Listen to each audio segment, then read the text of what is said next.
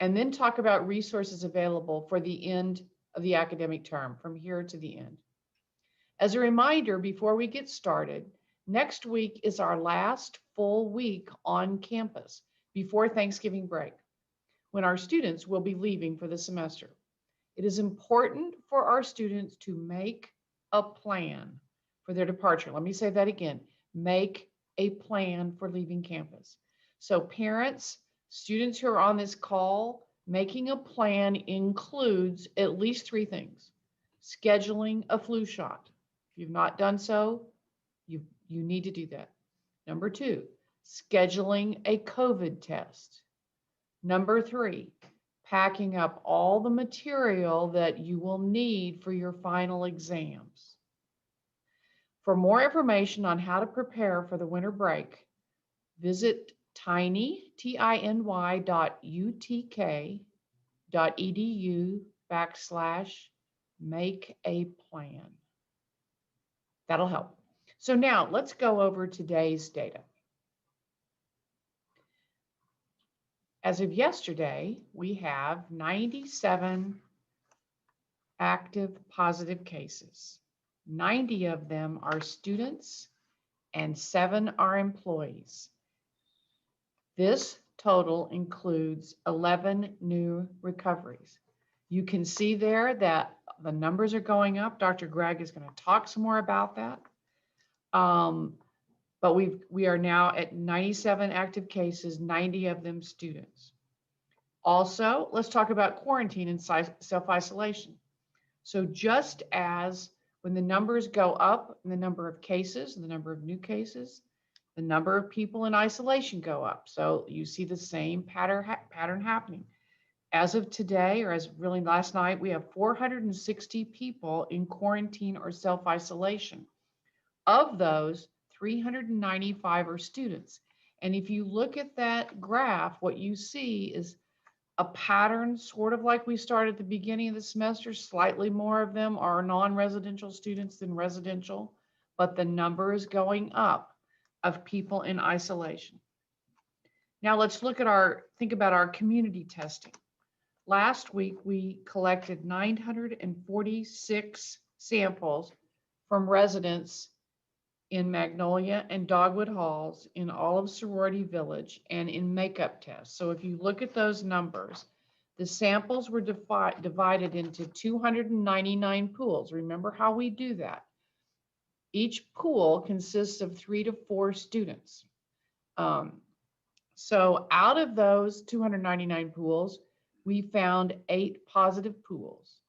That meant that 26 people represented in those 8 pools were sent for further diagnostic testing, which resulted in 6 individual positive tests.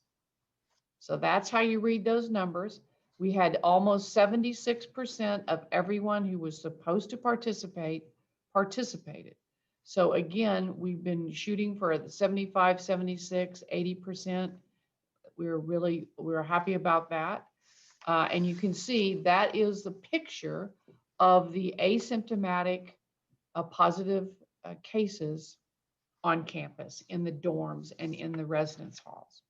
So I've got some questions, Dr. Gregg, for you. Let's start with, let me just say one other thing. We also had a cluster identified in the last week, and that resulted from an off-campus get-together, I think it was around Halloween, with students. So that's the last piece of data. So let's start with Dr. Gregg, and maybe let's just go right into, what about that cluster? What can you tell us about that? Chancellor, happy Friday the 13th. Yeah, oh, great. It's great to be with you again this morning. We did have a new small cluster identified this past week. It stemmed from a get-together among students on Halloween. There were 5 positive cases, 4 close contacts identified. And because of the cooperation of those students, we were able to quickly perform contact tracing. The importance of their cooperation can't be understated. The willingness of those students to do the right thing was critical in allowing us to get ahead of this incident and limit its spread. So we really appreciate that from those students. That's great. Cooperation is the name of the game. We really, it's invaluable for keeping the campus safe. So I applaud the students for doing that. Let me just ask you, let's keep going here because it seems a bit of a disconnect at times. Our numbers on campus have remained relatively low while the broader community continues to see a rise in cases. So what does that mean for us, and what can we try to do to prevent the spread among our campus community? Well, although the number of new cases had remained relatively low and stable over the past month and a half on our campus, the greater Knoxville community and even the state have definitely witnessed a concerning rise. Just over the past several days, though, we too have had a slight upward trend in the number of active cases, especially amongst students and those needing to quarantine because of being in close contact. That's not a trend we want to see continue. Having to start isolation or quarantine right now, that's absolutely going to ruin your Thanksgiving plans. Yeah. As students, faculty, and staff finish out this semester on campus and prepare for the break and holidays, it remains imperative for everybody to stay mindful of appropriate health and safety guidance to prevent exposure and spread. If you're sick, please stay home. A lot of the spread across the broader community is happening in workplaces. Fortunately, it's not been as great a problem in educational settings, likely due to stricter precautions, but we're still at risk. We don't want to see that reversed. Staying at home when you're ill is one of the most important measures that students, faculty, and staff can take to protect others. Practice physical distancing. Stay at least 6 feet away from others whenever possible. And if you must be within 6 feet, limit that duration and frequency as much as possible. Don't forget to wash your hands or use hand sanitizer regularly. Avoid touching your face, and remember to clean frequently touched surfaces before their use. Finally, and this appears to be key, wear your mask, not just here on campus, but everywhere. We're seeing more evidence that masks protect the wearer as well as those with whom they come in contact. In fact, the CDC just published new information in this regard on Tuesday. Just yet another reason to be sure you're wearing your mask. Okay, so one last question that's coming to mind is, as students begin making their plans for departing campus, we told them to make a plan. They're going to spend winter break at home. What should they be doing? And how do they get the flu shot? How do they get a COVID test? Could you go through that one more time? Well, they definitely need to start their preparations now. If you've not yet received a flu vaccine, get it before you leave for home. The Student Health Center pharmacy has the vaccine available, and an appointment is not required to get it. You can drop by and get one, students and employees. It only takes a few minutes of your time. Make sure you get a COVID test a few days before you leave. They too are available at the Student Health Center, both for students and employees. But make sure that you plan for that test.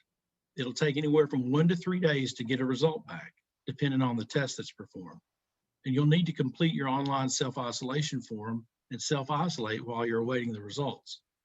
Once you've received the results, if positive, our contact tracers will assist you in regard to your next steps. If you're negative, then continue to separate yourself from others as much as possible.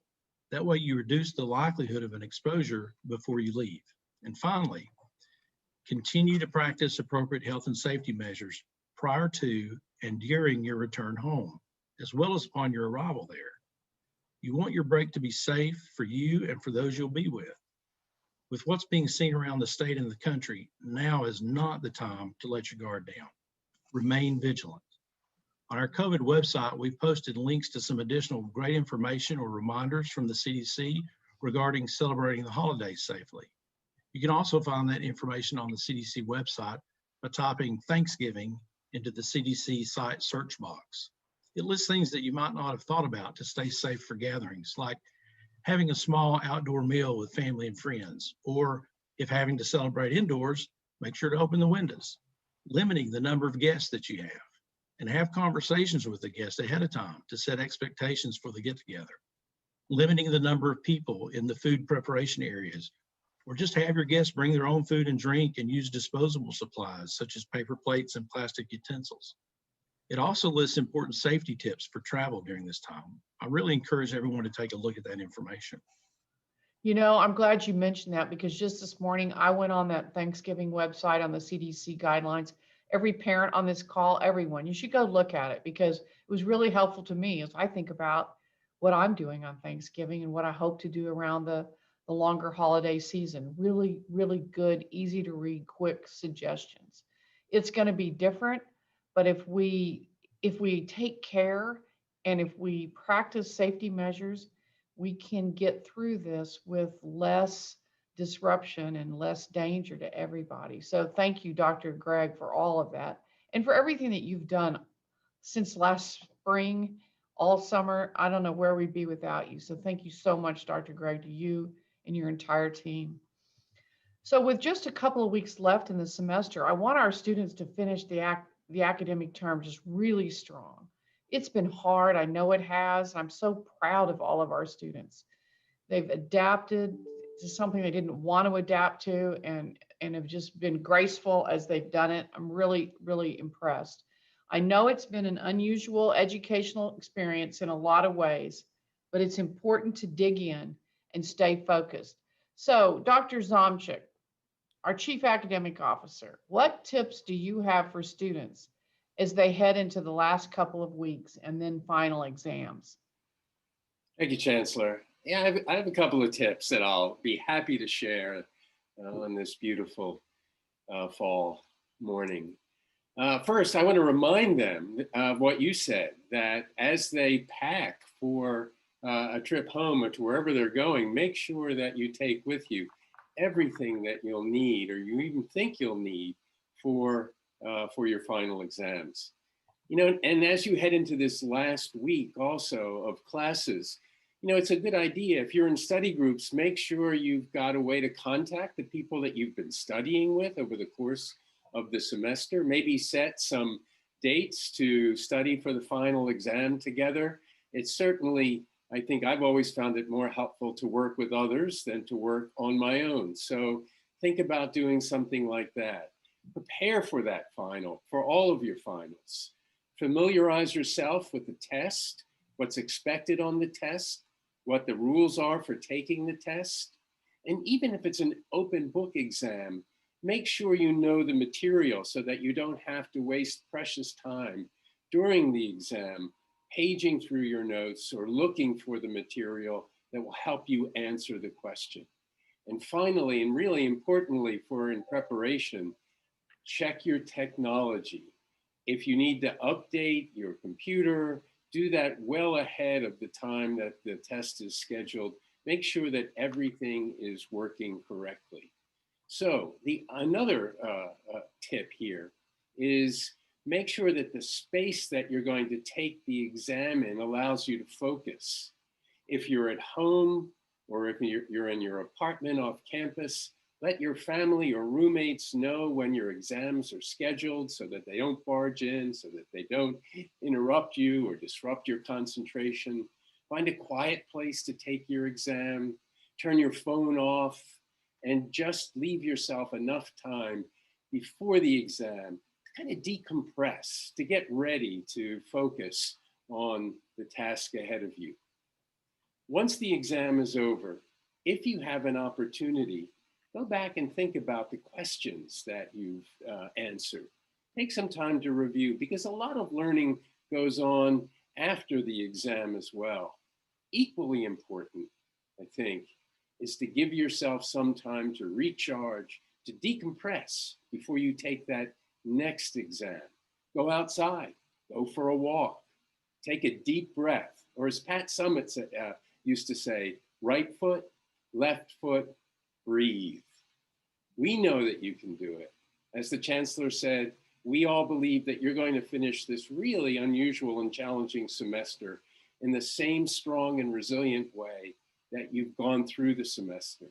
So these tips that I've mentioned, you can find them on our Student Success website under Vol Success Tips. Here's the URL, studentsuccess.utk.edu/finals-online. So good luck in your final exams. Go volunteers. We know you got it in you. You're going to do it. These are really, really good suggestions. And thank you so much, Provost Zomchik. Next week will be the last live update of this semester.